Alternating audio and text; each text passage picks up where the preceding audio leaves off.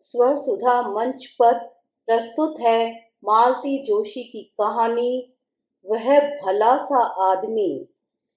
अभी नई दुनिया के दीपावली विशेषांक में मेरी कहानी छपी है। बेटियां, एक पाठक ने पूछा कि आपकी कहानियों में एक भला सा, सज्जन सा, समझदार सा पुरुष पात्र हुआ करता था। वह इस बार गायब क्यों है? क्या उत्तर दूं मैं? वह भला सा आदमी मेरी जिंदगी से ही गायब हो गया है।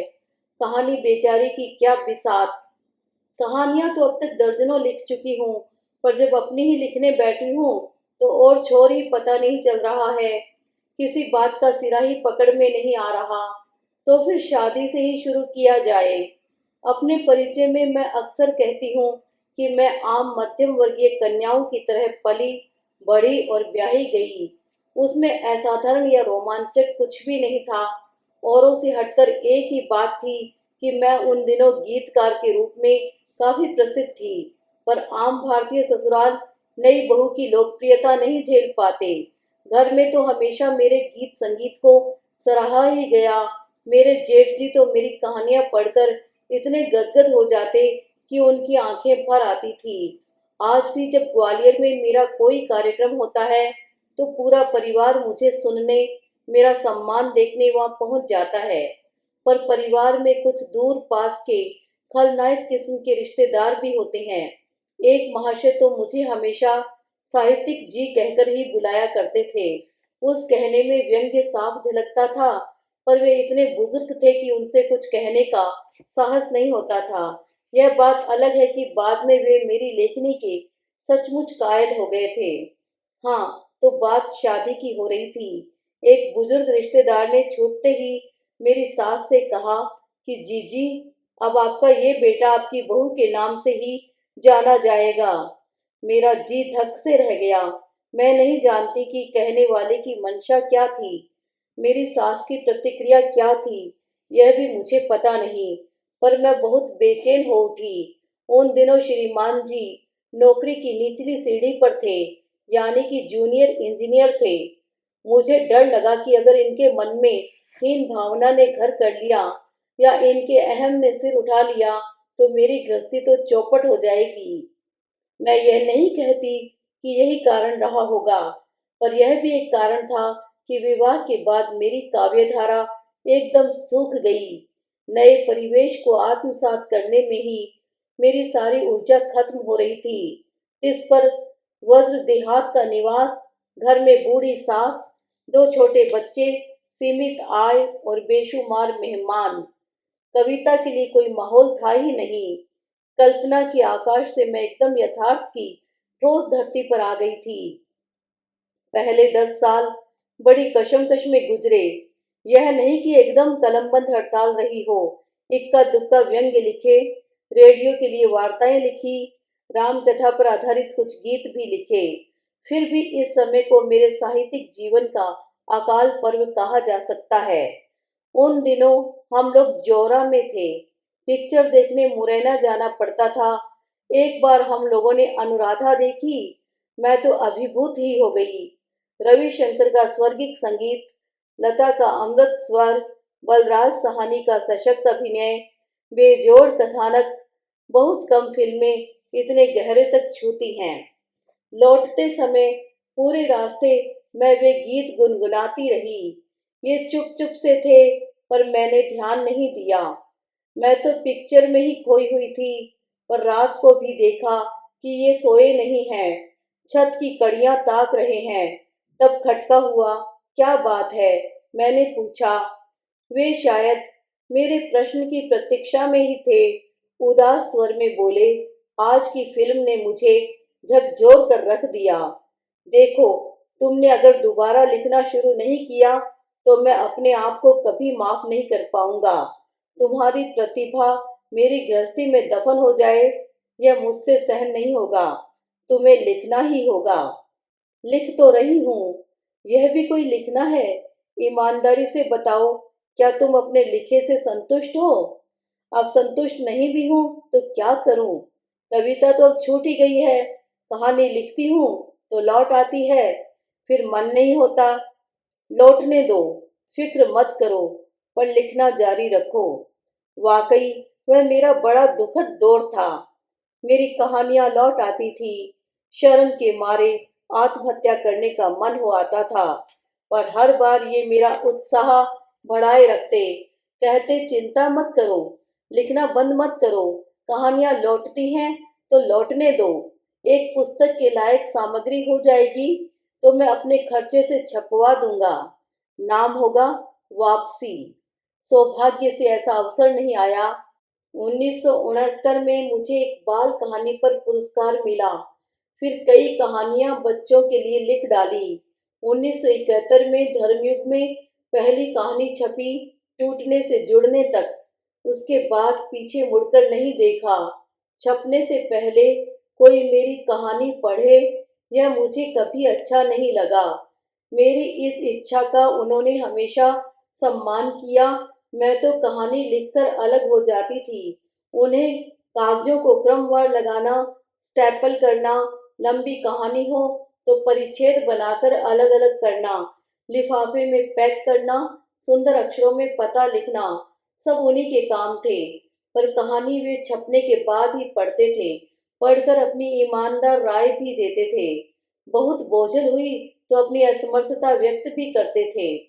मेरा हर संकलन उनकी मेहनत का प्रतिफल है। खुद सामने बैठकर टाइप करवाते थे, अब तो फोटोकॉपी होने लगी है। दुकान में बैठकर बताते थे कौन सा हिस्सा छोड़ना है, शेष किस पृष्ठ पर है आदि। उन कहानियों की सूची विवरण सहित बनाते, फिर अच्छे से पार्सल बनाकर पोस्ट करते थे। मेरे सारे अनुबंध पत्र वे ही संभाल कर रखते थे।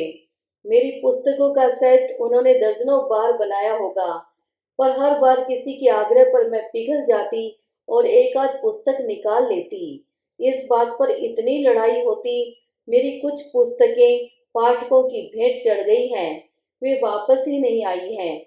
मेरी पुस्तकों के लिए उन्होंने अलमारियां बनवाई, मेरे लिखने के लिए सुंदर मेज बनवाई। मेरे हर सम्मान में वे सम्मिलित हुए। वे सारे फोटो उन्होंने एल्बम में सजा रखे हैं। आजकल तो पत्र लिखने का रिवाज ही समाप्त हो गया है, पर एक जमाना था, पाठकों के बहुत पत्र आते थे। हम लोग सम्मिलित रूप से उन पत्रों का आनंद लेते थे। उन्होंने कभी ईर्ष्या का प्रदर्शन नहीं किया। उत्सव धर्मी व्यक्ति थे। बच्चों के मुंडन, उपनयन, सगाई, शादी, अपनी शादी की 25वीं वर्षगांठ सभी उन्होंने धूमधाम से मनाए। बच्चे हमेशा कहते थे, बाबा हमेशा बड़े बजट की फिल्में बनाते हैं। मेरी पहली पुस्तक पाषाण युग 1977 में छपी। इंदौर में जोरदार विमोचन समारोह हुआ। 1978 में दूसरी पुस्तक मध्यांतर का छतरपुर में जोरदार प्रकाशन समारोह हुआ। इन दो आयोजनों में जितना खर्च हुआ उतनी तो रॉयल्टी भी मुझे उस प्रकाशक से नहीं मिली। उनका बस चलता तो वे मेरी हर पुस्तक का ही जश्न करते। बड़ी मुश्किल से उन्हें रोका जा सका था। एक बार एक कविता संग्रह के विमोचन समारोह में जाना हुआ। कवियत्री सीधी सादी गृहिणी थी। उनकी पहली ही पुस्तक थी। घर परिवार के उत्तरदायित्वों से मुक्त होकर उन्होंने लिखना शुरू किया और एक पुस्तक छप गई। पति रसूख वाले व्यक्ति थे। प्रकाशन समारोह में विद्वान वक्ता उपस्थित हुए, बहुत अच्छे वक्तव्य दिए। घर लौटकर मैं बहुत उदास थी। मेरे इतने अच्छे गीत कैसे अनादरत पड़े हैं। उनका कर्ज है मुझ पर। उन्होंने मुझे साहित्य जगत में प्रवेश दिलाया और आज मैं उन्हीं को भुलाई बैठी हूँ। इन्होंने मेरी उदासी को समझा।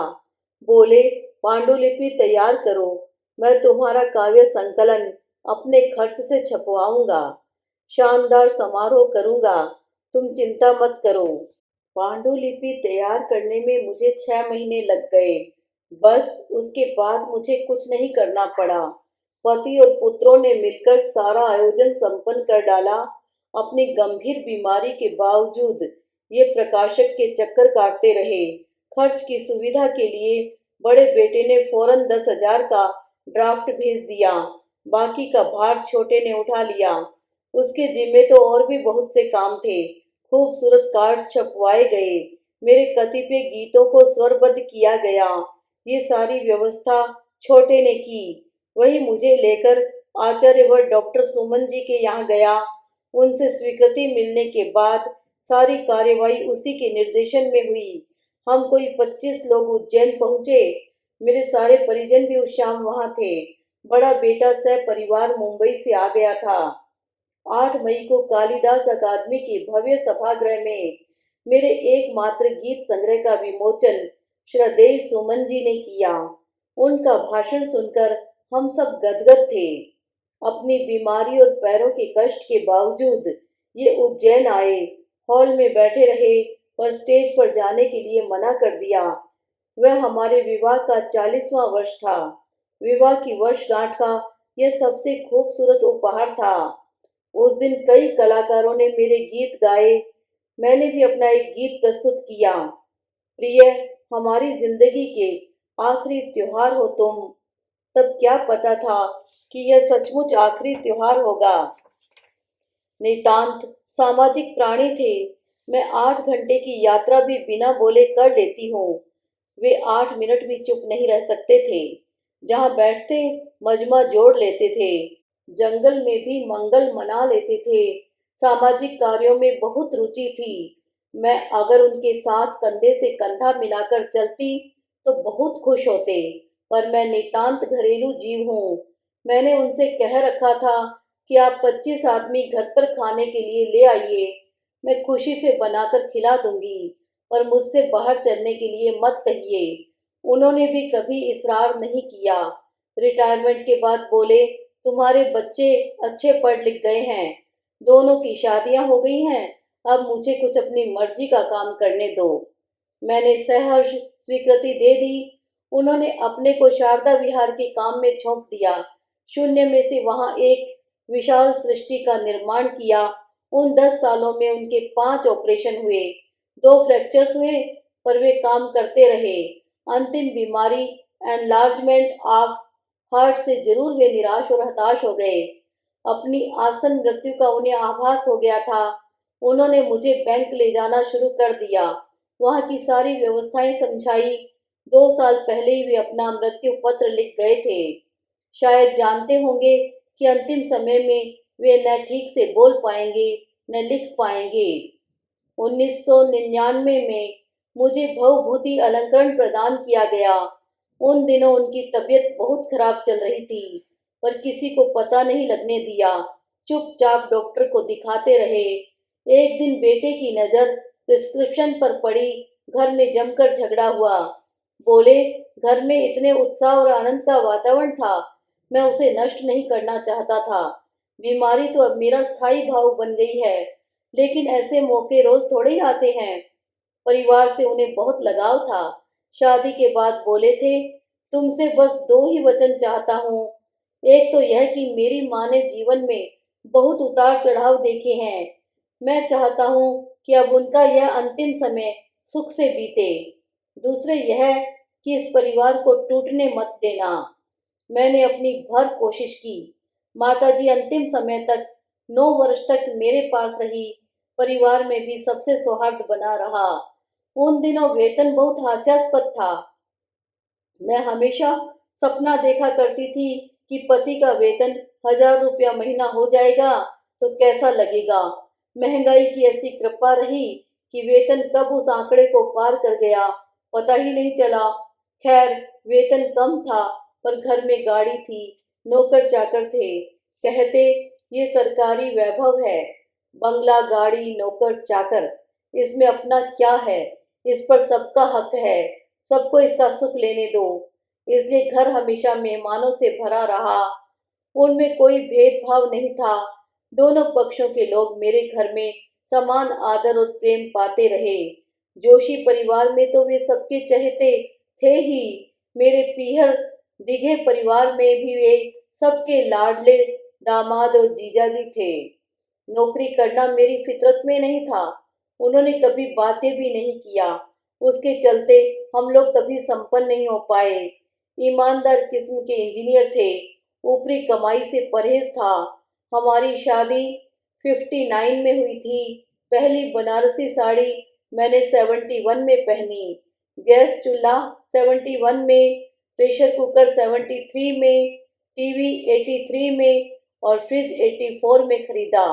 रिटायरमेंट के समय हमारे पास अपना मकान नहीं था। भला हो शासन का, जिसने एक एफ टाइप क्वार्टर बतौर लेखक मुझे दे दिया था। उन दिनों वे हर एक से कहते, इतने दिनों तक ये मेरे घर में रहती थी, अब मैं इनके घर में रहता हूँ। हर हाल में खुश रहना ही जीवन का मूल मंत्र था। उनका जीवन दर्शन इन तीन दोहों में सिमट सकता है। इनमें से पहला तो वे अपनी डायरी के पहले पन्ने पर लिखते थे, साईं इतना दीजिए जामे कुटुम समाए, मैं भी भूखा न रहूं साधु न भूखा जाए। तुलसी या संसार में सबसे मिलिए धाए, न जाने किस वेश में नारायण मिल जाए। ऐसी बानी बोलिए मन का आपा खोए, औरन को शीतल करे आपहु शीतल होए।